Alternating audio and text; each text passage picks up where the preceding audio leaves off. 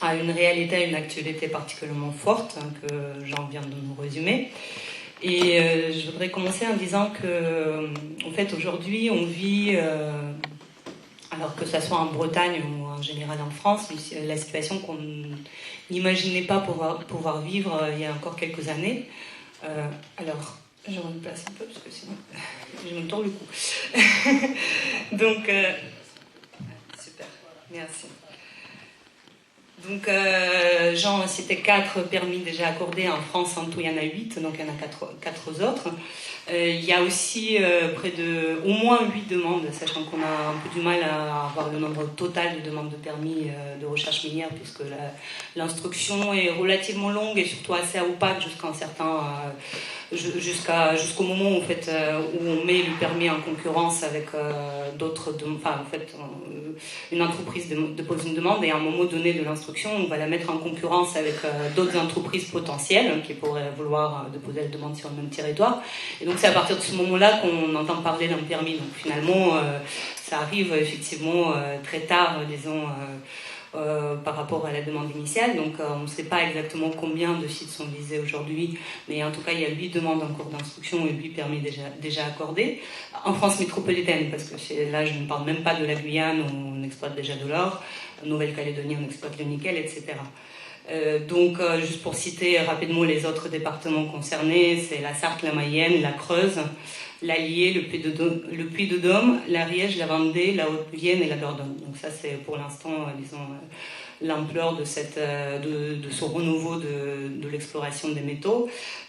Donc en tout, il y a 18 départements concernés. À ça, il faudrait rajouter aussi tous les départements concernés par la recherche de pétrole et de gaz, donc en grande partie non conventionnelle, c'est-à-dire de roche-mère, que ce soit de schiste ou de couche. Donc de couche, c'est le gaz piégé dans des couches profondes de charbon. Le schiste, j'imagine que vous connaissez, c'était assez bien médiatisé à une époque.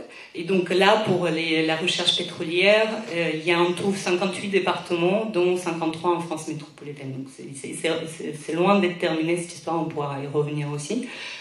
Ce que je voulais dire, c'est qu'il y a 5 ans, je revenais d'Amérique latine, et effectivement, j'imaginais pas à cette époque que, disons, le sujet, l'information que j'amenais de là-bas allait devenir aussi actuelle ici en France.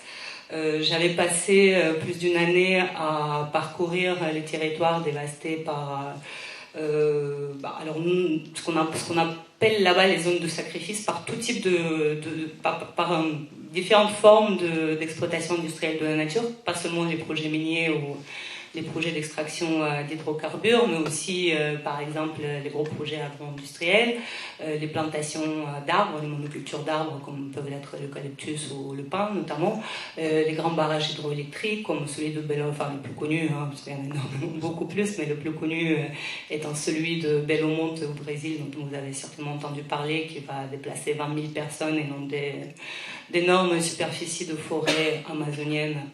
Et sachant que c'est que un des 417 projets de centrales, enfin, déjà construites ou encore en projet de centrales hydroélectriques. Donc voilà, c'est pour donner une petite idée de l'ampleur, de l'emprise territoriale de ce type de projet. Et donc j'ai passé du temps à parcourir ces différentes zones dévastées, disons, par ces différentes industries, et aussi à côtoyer les mouvements d'opposition locaux, des groupes de personnes, d'habitants des sites menacés, qui donc sont organisés pour résister contre ces différents projets.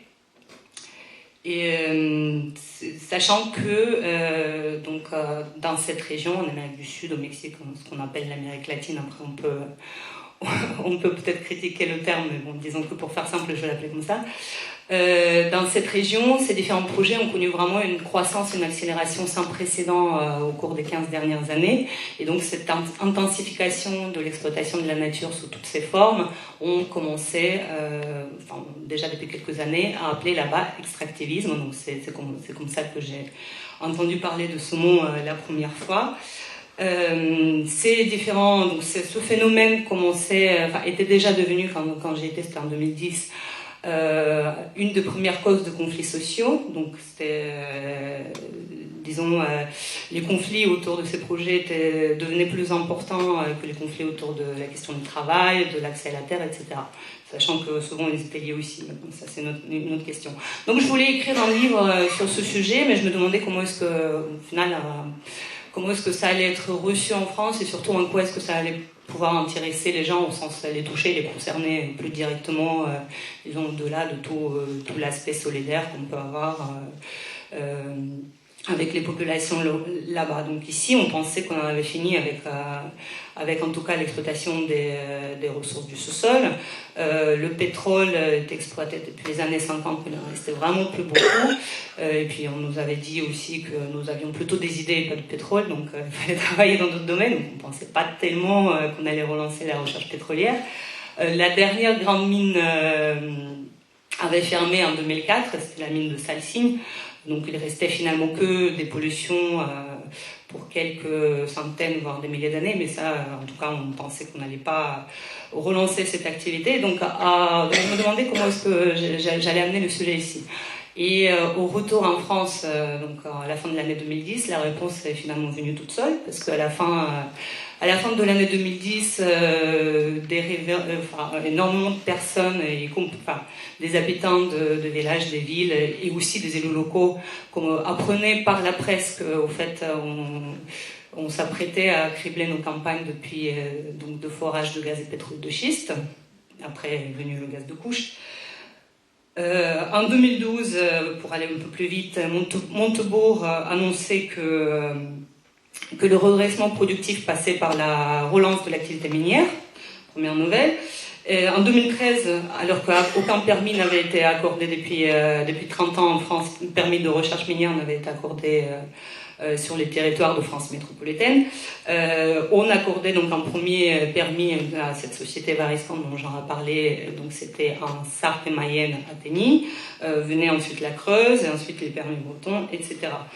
Donc, et là aussi, donc, il y avait des mouvements d'opposition qui commençaient à s'organiser, donc surtout les associations et les collectifs que j'en ai cités, mais aussi sur d'autres permis, le deuxième notamment qui a été accordé en Creuse, il y a aussi des collectifs mobilisés. Et aujourd'hui, au fait, on voit que presque à chaque nouvelle annonce, on a quasiment de suite aussi des informations qui nous viennent de la part des personnes qui s'organisent sur place pour s'opposer à ces projets.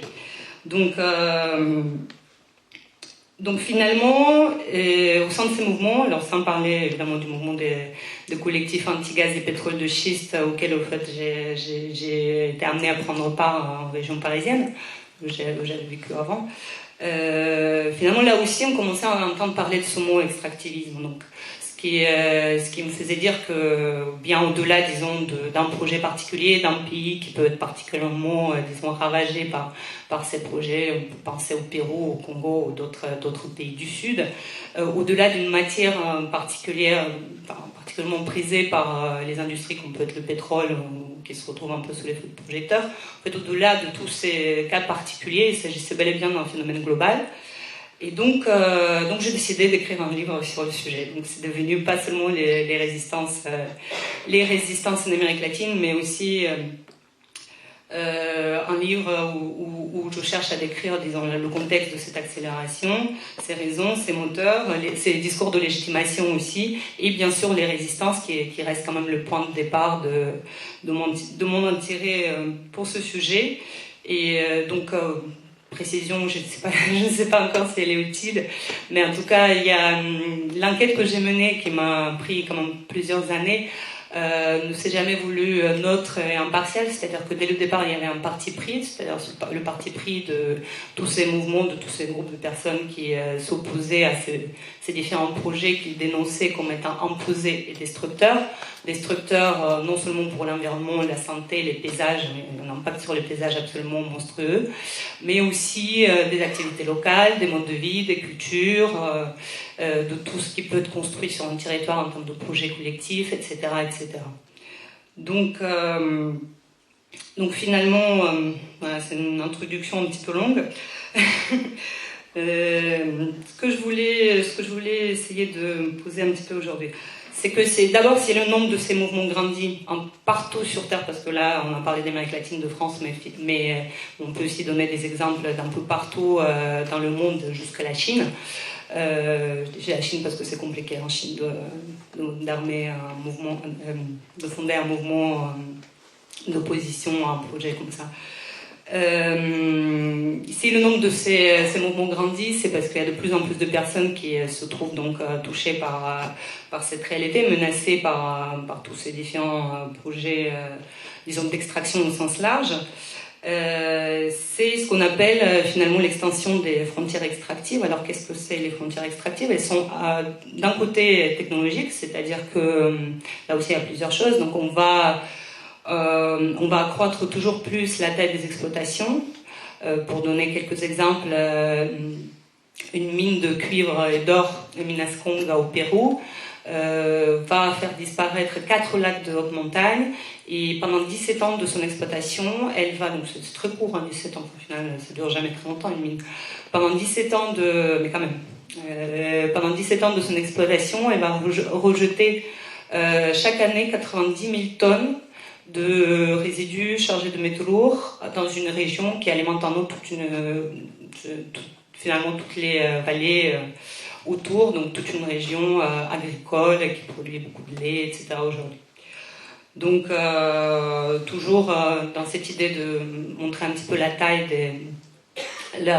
l'emprise territoriale de ces projets, on peut penser sur un autre continent, au Canada, l'exploitation des sables bitumineux a déjà ravagé 600 km² de tourbières, de forêts, de terres des peuples autochtones, les a transformés en carrières, en bassins de décantation, en usines à cielo vert, et ou encore beaucoup plus proche de chez nous, en Allemagne, je ne sais pas si vous avez entendu parler, il y a une grande mine de lignite, c'est une forme de charbon, à Garzweiler, c'est en Rhénanie-Nord-Westphalie. Et donc, cette mine est elle fait déjà la taille de la ville de Lyon, pour donner un petit peu l'idée de l'ampleur, enfin de la place que ça peut prendre. Et donc, elle est prévue qu'elle s'agrandisse parce que le filon il commence à être épuisé là où c'est déjà exploité. Et donc, pour s'agrandir, elle va engloutir 12 villages. Donc, évidemment, les gens, ils sont pas vraiment d'accord. On prévoit de les reloger, évidemment, parce que généralement, on a quand même des solutions. Enfin, surtout dans les pays du Nord, on est responsable, comme on nous apprend dans la nouvelle charte des mines responsables qui est en cours de préparation. Et donc on va reloger ces personnes, mais on va les reloger dans ce qu'ils appellent du Legoland, enfin une zone résidentielle qui ne ressemble pas du tout à leur village médiéval avec toute son histoire, etc. Donc c'est quelque chose de très, très dur à vivre sur place.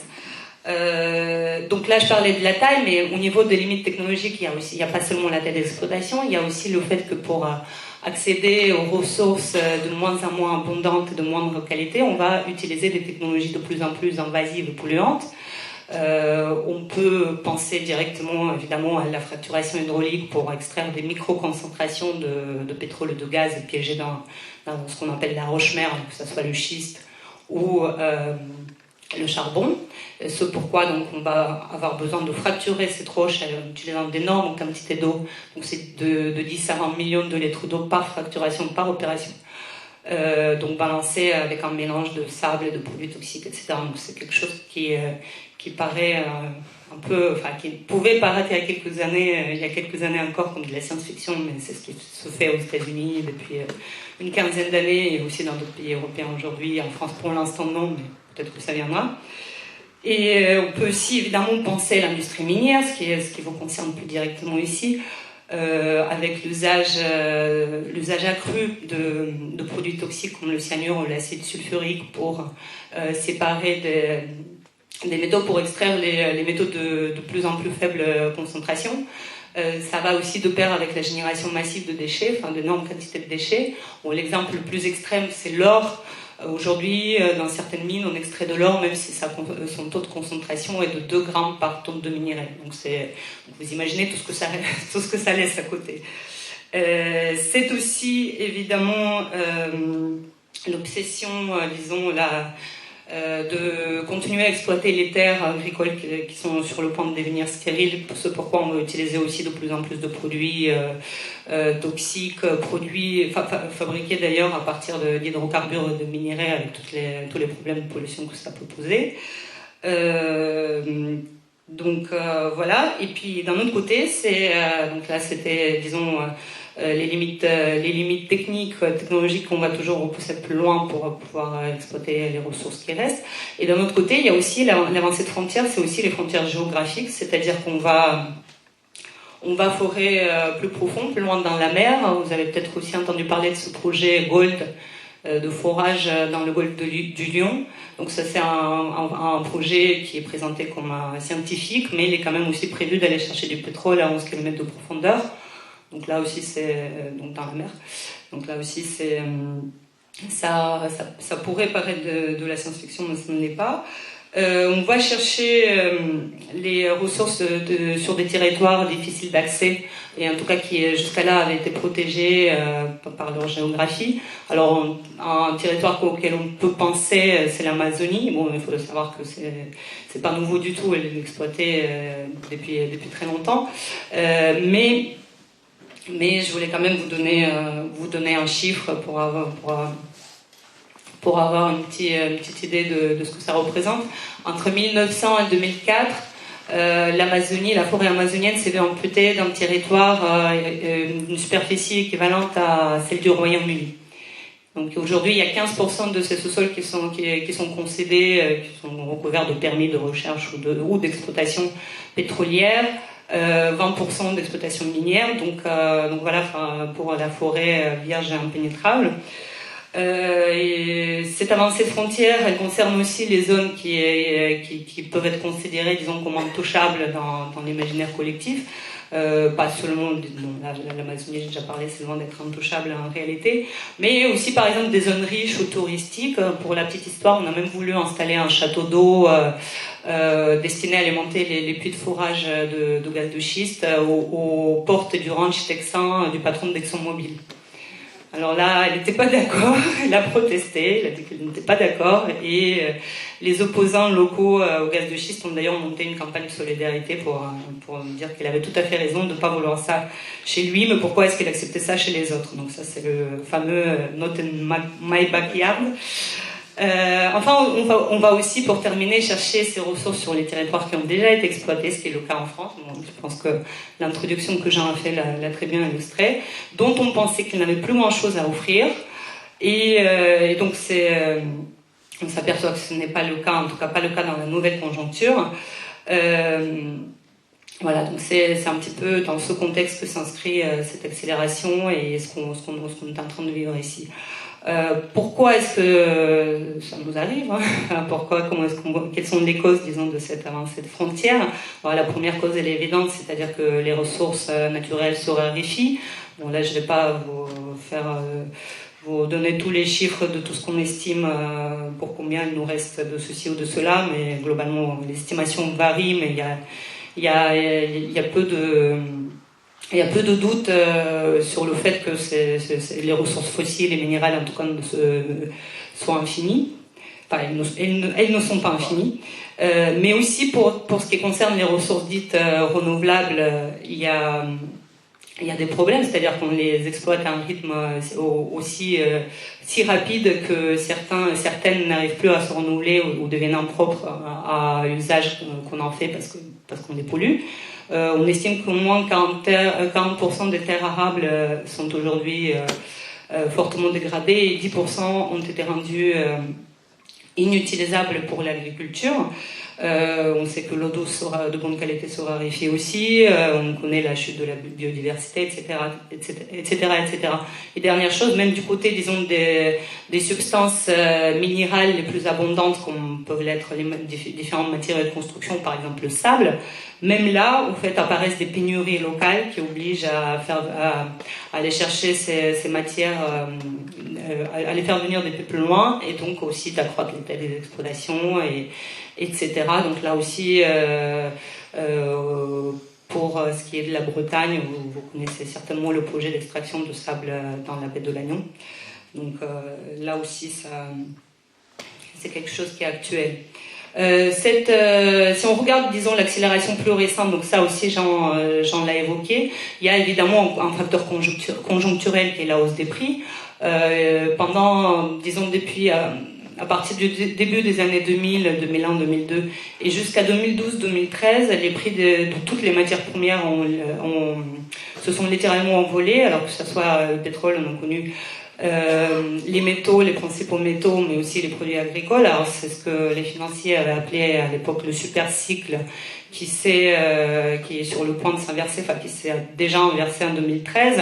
Ce qui n'empêche pas que les prix des métaux restent encore suffisamment hauts, mais disons le pétrole, on a vu qu'il a chuté, notamment grâce à l'exploitation, enfin à cause de l'exploitation des gaz et pétrole de schiste. Et là, je voulais juste faire une petite parenthèse, parce que justement, on disait que les ressources s'épuisent, donc finalement, quelque part, on pourrait dire que tôt ou tard, ça se terminera parce qu'il n'en restera plus, tout simplement. Eh bien, une chose intéressante à savoir, c'est que les réserves s'accroissent avec la hausse des prix. Pourquoi? Alors, c'est-à-dire que, par exemple, ce qui s'est passé avec le pétrole, mais pas seulement, les métaux, c'est finalement la même chose, sachant que les prix de métaux dépendent en grande partie du prix de pétrole. Mais ce qui s'est passé, c'est qu'au fait, on s'est mis à exploiter ces fameuses réservoirs non conventionnels. L'offre a été accrue très rapidement, pas seulement l'offre mais aussi les réserves, qui sont donc une notion pas seulement géologique mais qui augmente en fonction de la rentabilité de l'extraction, c'est-à-dire qu'on peut utiliser les technologies plus chères. Ces technologies, il faut déjà qu'ils existent, mais finalement ce qu'on voit dans le domaine du pétrole, c'est qu'ils existaient déjà depuis longtemps. C'est juste qu'on les a associés entre elles, et que le contexte a rendu l'usage de ces technologies possible, c'est-à-dire rentable. Et donc au final, on a aussi augmenté les réserves. J'ai pas les chiffres exacts en tête, mais je donne pas mal d'exemples de ça dans mon livre. Par exemple, pour le cuivre, ça fait très longtemps qu'on nous prédit la fin du cuivre dans 30 ans maximum, et à chaque fois on voit cet horizon s'éloigner parce que justement les prix montent, permettent d'en extraire plus, permettent de réévaluer les réserves, et ensuite rebaissent, parce que justement là, c'est ce qu'on peut voir aujourd'hui. Évidemment, c'est pas le seul facteur d'explication de la baisse des prix, mais en tout cas aujourd'hui les prix sont repartis à la baisse. Donc ça c'est une chose, mais finalement, on pourrait dire aussi, si les prix baissent, donc ça va ralentir toute cette fièvre extractiviste. Là aussi, c'est pas si sûr, parce que il y a des facteurs structurels, c'est-à-dire la demande croissante de matières premières de toutes sortes, notamment de métaux, mais aussi des autres. Demande qui a été, pendant ce super cycle, vraiment boostée par la croissance chinoise, qui est en train de ralentir, ce qui explique en partie la baisse des prix. Mais bon, finalement, même si elle ralentit, elle reste forte. Et puis il n'y a pas que la Chine, il y a l'Inde qui la suit de près, etc., etc. Donc là non plus, peu de chances pour que ça s'arrête. Et enfin, il y a le facteur structurel de plus long terme. Pardon. Facteur structurel de plus long terme, donc, qui est la dépendance tout simplement de l'économie mondiale, de ces différentes matières qu'on cherche à extraire de plus en plus. De fait, toutes nos productions industrielles sont dépendantes des matières et d'énergie, même celles qui peuvent nous paraître complètement immatérielles. Je sais pas, par exemple, un email parvient à l'autre bout du monde en l'espace de quelques secondes, alors qu'on appuie juste sur un bouton. Et bien, si on le compare, je sais pas, par exemple, à un pigeon voyageur ou un postier à pied ou à cheval, eh bien, l'email ne peut pas faire ce voyage à l'autre bout du monde sans infrastructure et sans machines complexes. Pour fabriquer ces machines, on a besoin de métaux, d'énergie, etc.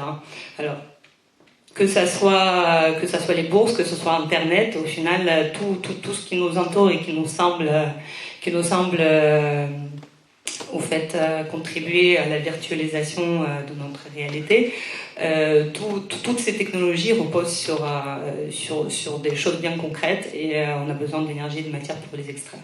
Donc pas seulement l'industrie lourde, les complexes militaires, mais aussi tout ce qui est technologie d'information et de communication, la finance, et en général la majeure partie des services fournis, disons, à échelle industrielle, qui ont aussi besoin de support physique pour être mis sur le marché, que ça soit toujours Internet, les serveurs, les câbles, etc., les bureaux équipés, etc., etc. Donc finalement, je pense qu'il n'y a même pas besoin de le dire, on est très loin du cliché où la nature n'a pas doté l'homme de dents aiguisées, de griffes acérées, de poils sur tout le corps, mais lui a donné un cerveau qui lui a permis d'aller puiser dans la nature tout ce qui peut lui être utile et fabriquer des outils pour pouvoir puiser de plus en plus. Et au final, tout ça pour se loger, se nourrir et se chauffer. Pas besoin d'être un spécialiste du sujet pour voir qu'on est quand même allé beaucoup plus loin que se nourrir, se loger, se chauffer, même si dans ces domaines aussi on a accru de beaucoup notre appétit. Il y a certains chiffres qui sont éloquents et qui montrent aussi par ailleurs qu'il n'y a pas que le facteur démographique qui est la croissance de la population qui explique, disons, notre consommation de la nature, la croissance de notre consommation de la nature. Par exemple, entre 1900 et 2005, la population a quadruplé, donc multiplié par 4. Le volume de l'extraction des matériaux de construction a été multiplié par 34. Celui des minerais métalliques industriels par 27, les combustibles fossiles par 12. Et la biomasse, alors c'était intéressant parce que la biomasse c'était ce qui était traditionnellement utilisé justement pour se nourrir, se loger, se chauffer. Et bien la biomasse ça a connu une croissance légèrement inférieure à la croissance de la population. Donc c'est 3,6. Ce qu'on voit c'est qu'au final, ce qui se passe c'est que notre économie est de plus en plus dépendante, disons, des ressources minérales et fossiles. Bon, ça le prouve de façon assez claire. Quelques autres chiffres pour que j'y suis. Nos industries consomment plus de 70 milliards de tonnes de ressources diverses. Cette extraction a augmenté de presque 80% rien qu'entre 1980 et 2008. Donc il y a une réelle accélération, on va de plus en plus vite. On consomme non seulement de plus en plus de ressources, mais aussi de plus en plus de ressources différentes. Là, par exemple, justement, les métaux fournissent un exemple particulièrement parlant. Leur consommation a doublé en 25 ans et de l'utilisation d'une vingtaine de grands métaux il y a 30 ans, on est passé à 60 aujourd'hui. Et donc, justement, là, Jean avait cité les exemples de quelques petits métaux qu'on recherchait qui figuraient sur les permis de recherche minière, notamment en Bretagne. C'est effectivement quelque chose, une des raisons, disons, évoquées pour relancer la recherche minière en France, c'est cet intérêt nouveau envers toute une série de petits métaux qui sont associés aux métaux principaux et qui n'étaient pas extraits auparavant parce que la taille des marchés était trop petite et que ça coûtait trop cher de les séparer. Finalement, on extrayait le métal principal et les autres, on les laissait sur place. Donc finalement, il en reste toujours un et deux. Aujourd'hui, ça devient intéressant de les extraire parce qu'elles sont de plus en plus demandées par tout un tas d'industries high-tech. Et aussi, en même temps, ça fait partie, disons, d'une vision stratégique promue depuis l'Union européenne, poursuivie par la France, etc.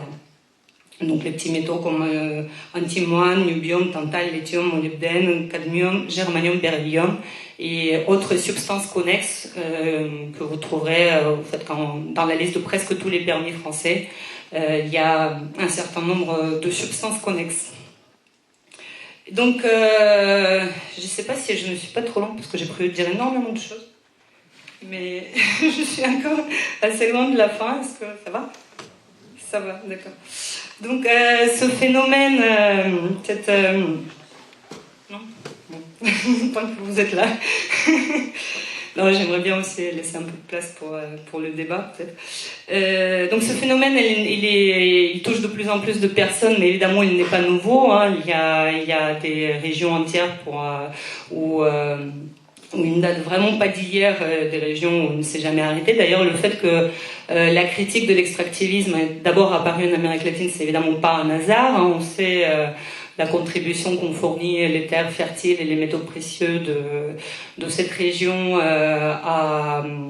au décollage du capitalisme en Europe, et même selon certains auteurs, Marx ou Adam Smith pour pas les citer, cette contribution aurait même été décisive.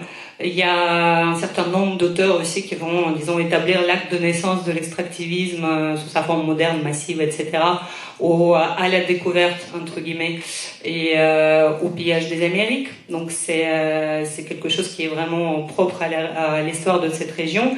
Et finalement, depuis l'époque coloniale, l'exploitation et l'extraction des matières premières a toujours été, à quelques détails près, le seul rôle que, disons, le marché mondial reconnaît aux pays d'Amérique latine, enfin en tout cas à la plupart de ces pays. Donc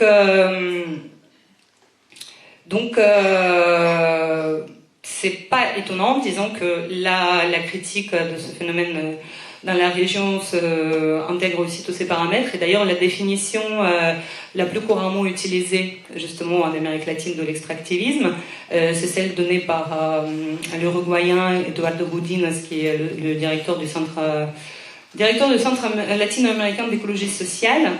Et donc, lui, il définit l'extractivisme comme l'extraction massive ou intense des ressources naturelles, essentiellement destinée à l'export, sous forme de matières premières non transformées ou transformées à un niveau très faible.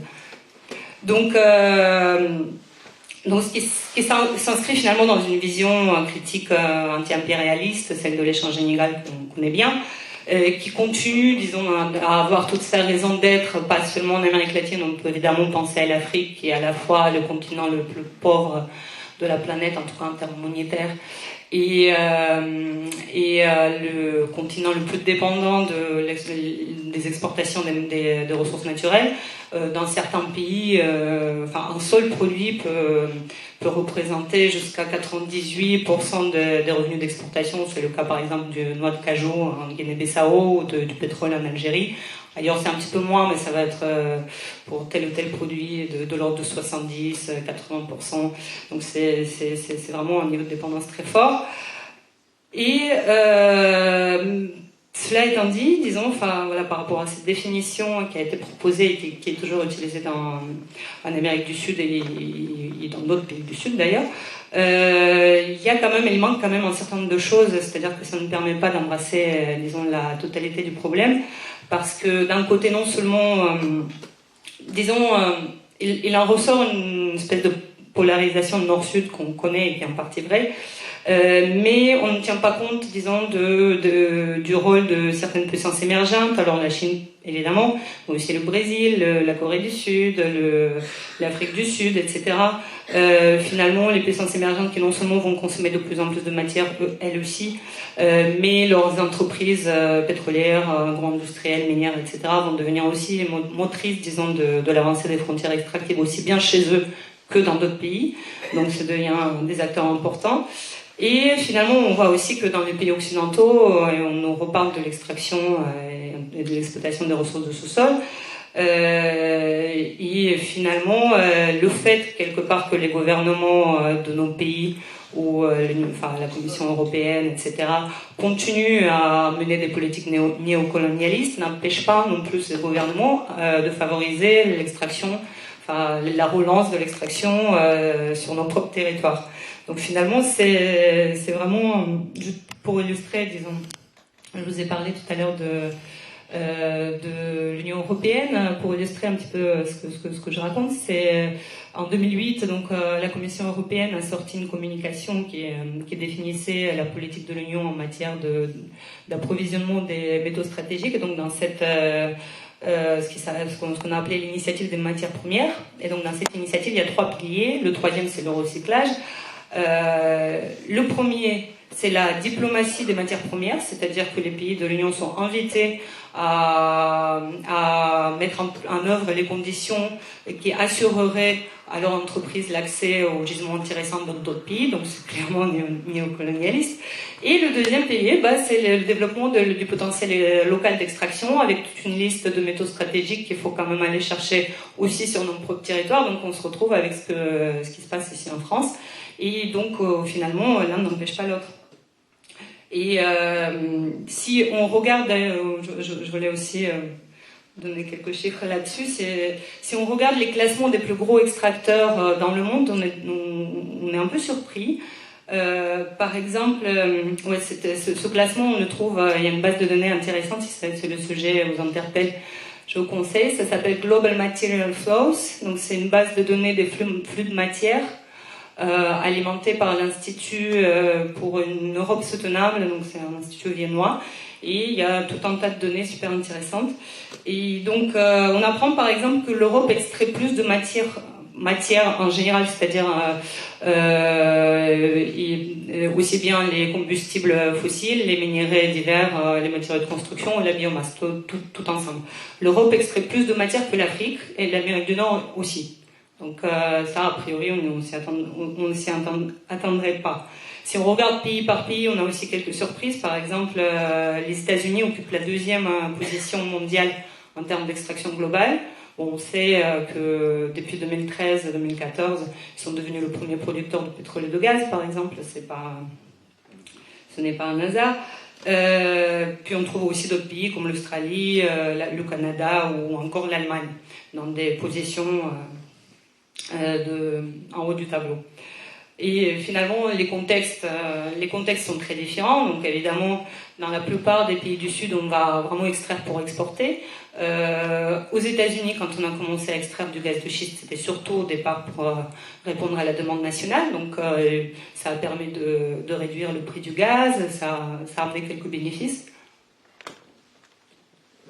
Pardon. Mais finalement, est-ce que ça change quelque chose pour les gens sur place ? Est-ce que c'est pour autant ça justifie, disons, de trouver les campagnes de puits de gaz et de pétrole de schiste. Voilà, en Pennsylvanie, il y a un puits chaque kilomètre carré, il y a 1 à 2 puits. Donc c'est complètement incroyable. Puisque nous étions dans les définitions, je voulais vous en donner une autre et ça me permet de toucher quelques points aussi que je voulais développer. C'est donc toujours en Amérique latine, il y a eu une autre définition proposée. C'était une définition toujours du même terme, proposée par la sociologue argentine Maristela Svamp. Et donc elle définissait l'extractivisme comme un mode d'accumulation et un modèle de développement fondé sur la surexploitation des ressources et sur le déplacement des frontières des territoires jusqu'alors considérés comme improductifs. Donc il y a deux choses dans cette phrase. Donc il y a la surexploitation qui renvoie à l'idée de l'insoutenabilité, enfin le caractère insoutenable, le fait, disons, qu'on creuse notre propre tombe en épuisant les ressources. Alors c'est évidemment vrai. Notre développement, notre croissance sont en train de vider la planète de tout ce qu'elle, de toutes ses richesses, enfin, au sens propre du terme. Mais ce qui me semble important à souligner, c'est que ce n'est peut-être pas le plus grave. C'est-à-dire, on l'a vu un petit peu avec l'exemple des réserves qui s'accroissent avec la rentabilité, etc. À condition d'y mettre, disons, le prix et les moyens, il y en a encore pour quelques temps. Donc, ce que je pense, et je ne suis pas la seule à le penser, je pense que la plupart de ceux qui doivent faire face à ce genre de projet sur leur territoire partagent un peu cet avis. La principale question, c'est pas tellement, disons, de savoir s'il reste des ressources disponibles, mais quels sont les coûts si on continue à les exploiter. Les coûts humains, les coûts environnementaux, à savoir que pour justement accéder aux dernières miettes de métaux, aux dernières gouttes de pétrole, on est vraiment prêt à aller jusqu'au bout, quitte à complètement dégrader nos conditions de vie. Et donc là, on vient justement à cette deuxième idée qui est le déplacement des frontières des territoires jusqu'alors considérés comme improductifs. Alors là non plus, on peut dire que ça n'embrasse pas tout le problème, enfin la globalité du problème, puisque on a vu que cette avancée des frontières concerne aussi des territoires qui ont été productifs autrement, ou qui ont été exploités par le passé. Mais passons, ce qui est intéressant, c'est cette idée d'improductif. Parce que finalement, qu'est-ce qu'on voit sur les cartes les cartes des concessions de recherche minière ou pétrolière, les plans de développement qu'on va décider la plupart du temps dans les capitales, aujourd'hui ici dans les métropoles, on va trouver des trapèzes, on va trouver des carrés, on va trouver des zones d'aménagement différées, des points d'attention prioritaires, toutes ces choses. Enfin, vous faites des figures géométriques généralement dédiées à une ou autre activité économique. Et donc, d'aucune façon, on va concevoir le territoire, en tout cas quand on regarde ces documents, on ne peut pas se le représenter, qu'un territoire tout simplement peut être un espace de vie. Il faut absolument qu'il remplisse une fonction, donc qu'il joue un rôle utile dans le système de production globale, alors que ce soit extraire, transformer la matière extraite, transporter la matière extraite, ou les produits transformés, fabriquer des marchandises dans des zones industrielles, ensuite les vendre dans des zones commerciales, loger la force de travail de consommation dans des zones résidentielles, la divertir dans des center parks à Roibon, et etc., etc. Et bien sûr aussi recevoir des déchets si on a la malchance d'être dans le polygone zone poubelle, donc ça peut arriver aussi. Donc finalement, ces polygones, ces carrés, sur ces cartes, on les fait figurer comme s'ils étaient vides de gens, de vie, de tout ce qui peut être construit. Les habitants ne comptent pas. On ne se préoccupe pas non plus de tout ce qui justement peut être construit en termes d'organisation collective, d'activité locale. Souvent d'ailleurs, surtout dans les pays du Sud, mais pas seulement, ces projets sont à l'origine d'exode, les populations sont obligées de partir, alors soit parce que ces industries rentrent en compétition avec les usages alternatifs d'un certain nombre de ressources, que ce soit l'eau, la terre, ils utilisent d'énormes quantités d'eau pour la plupart, et ils ont un impact territorial fort aussi, simplement ils ont besoin de territoire pour installer leurs projets. Donc elles menacent aussi les sources de subsistance d'un certain nombre de populations, elles défigurent les paysages, et parfois elles rendent complètement les territoires inhabitables, donc finalement il ne reste pas beaucoup de choix. Pour illustrer un petit peu mon propos, au Pérou par exemple, presque la moitié des terres des communautés paysannes sont concernées par des projets miniers. Donc c'est vraiment pas anodin. Alors après bien sûr, sur place, toutes ces industries vont tenir un discours, vont faire des promesses, vont chercher à convaincre les populations. Pas toujours, parce que des fois, ils s'en passent. Mais quand les populations commencent à poser des questions, en tout cas, ils arrivent avec tout un portefeuille de promesses. Donc, en général, on va justifier ces projets d'extraction par des avantages économiques, toujours. Donc, la contribution à la croissance, l'indépendance énergétique, donc ce qui suppose, en théorie, en tout cas, que le prix de l'énergie va baisser. Alors, ça, c'est pour tout ce qui est exploitation d'hydrocarbures. Et évidemment, la création d'emplois. Donc, ça, c'est vraiment l'argument phare qu'on sort toujours aux populations sur place. Alors, ces promesses correspondent rarement à... Moi, je pas parler d'indépendance énergétique et de contribution à la croissance, qui est pour le coup peu vrai. Mais pour ce qui est des emplois, ces promesses correspondent vraiment rarement à la réalité, en tout cas pour ce qui concerne les emplois locaux, puisque, alors pour donner un exemple, quand j'étais dans les collectifs anti-gaz et pétrole de schiste en région parisienne, avec un collectif, on est allé justement vérifier les promesses sur un forage en cours. Et donc, voilà, l'entreprise aussi promettait, comme toutes, des emplois locaux en masse pour chaque puits, etc. Donc, on est allé voir sur place, et là, on a trouvé effectivement qu'il y avait bien création d'emplois, un emploi local, qui était celui de gardien. Donc, tout le reste, il y avait une vingtaine de personnes sur le site, tout le reste venait d'ailleurs. Donc il y avait des Hollandais qui faisaient des carottages, il y avait Alec Burton, et il y avait l'équipe au fait de forage à proprement parler, qui est une équipe nomade, parce que c'est un métier de forêt, on ne va pas embaucher n'importe qui pour aller forer. Donc voilà, l'équipe de forage se déplaçait avec la société de forage. Et ce qu'on sait aussi, c'est qu'en phase, là c'était en phase d'exploration, donc forage exploratoire, et en phase d'exploitation, en fait, 28 emplois suffisent pour surveiller 100 puits en production. Donc finalement, bon là c'est l'exemple concret de gaz de schiste, mais on peut parler de pétrole pour le coup, mais on peut parler d'autres choses. Au fait, généralement, c'est surtout en phase de mise en exploitation que des emplois sont créés, et ensuite ça baisse beaucoup. Donc les mises en exploitation, tout ce qui est l'étape de construction, au fait des infrastructures, des usines de traitement, quand il y en a une usine de traitement, de routes, d'accès aussi, tout ça. Donc là, effectivement, il peut y avoir création d'emplois. En général, les activités extractives, alors bon, soit quelles qu'elles soient finalement, sont de plus en plus technicisées et mécanisées. Donc comme dans l'exemple de ce que je disais sur le puits et le forage de pétrole, les techniciens viennent d'ailleurs, ils sont de plus en plus, au fait, c'est une main-d'œuvre qualifiée et de plus en plus expérimentée dans des domaines de plus en plus pointus, parce que c'est très technique. Les locaux peuvent évidemment, effectivement, disons, bénéficier, je ne sais pas si on peut utiliser ce mot, mais de quelques emplois subalternes, comme celui de gardien dans mon exemple. Et cette mécanisation, elle continue à s'accroître. Des chiffres intéressants aussi pour illustrer un petit peu ce qui se passe. Donc le Chili est un très grand pays minier, un des premiers pays miniers du monde, premier producteur de cuivre. Et donc au Chili, entre 90 et 2004, il y a une très forte croissance de l'extraction des métaux. Donc pour le cuivre, c'est allé jusqu'à plus de 140%. Je crois que c'est plus 107 pour l'or. Bon, c'était vraiment très important, une grosse croissance de production. Et bien cette croissance s'est vue accompagnée d'une chute de plus de 30% du nombre d'emplois dans le secteur. Donc ça, voilà. Donc, évidemment, il y a encore des emplois dans les filières minières. On ne va pas dire le contraire, mais il y en a de moins en moins. Et ensuite, donc, on va aussi nous parler d'emplois induits. C'est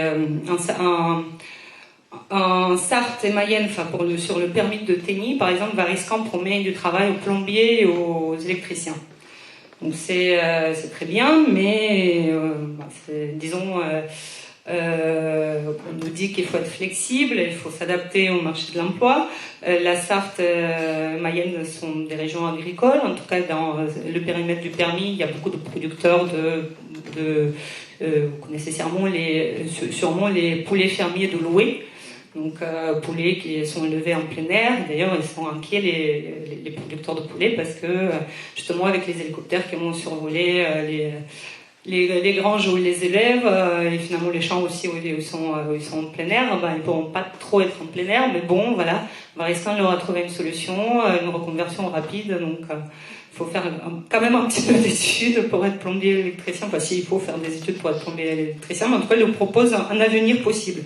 Mais en général, c'est bon, je vais un peu dans l'ironie, mais en général, ce qu'il faut voir, c'est que si on déduit de ces emplois créés, de ces emplois, ce qu'on dit emplois induits, tout ce qui peut être perdu en termes de travail pour les activités déjà développées sur les territoires, eh bien on obtient au mieux un solde nul, voire négatif, et tout ce qui peut être perdu du fait des pollutions, de perturbations des activités locales, d'impact sur la terre, l'eau, etc. Et de toute façon, quoi qu'il arrive, que ces emplois soient directs ou indirects, ce qu'il faut voir, c'est que de toute façon, ils ne sont pas de longue durée, puisque une durée de vie d'une exploitation minière, puisqu'on parle des mines, est au maximum 20-30 ans. Et il y a beaucoup de chances pour que ça dure moins, surtout quand le gisement est finalement pas très riche. Donc voilà, les pollutions en revanche elles restent, et toutes les transformations aussi que l'installation de ces industries implique aussi. Et donc je pense que quelque part la véritable question à se poser, et c'est peut-être un des enjeux pour les mouvements qui résistent aussi, que de l'amener, disons, de la faire valoir, c'est qu'on ne peut pas rester dans le domaine du comptable, parce que ce qui risque d'être perdu est beaucoup plus important. Voilà. Après, j'ai prévu de parler de beaucoup de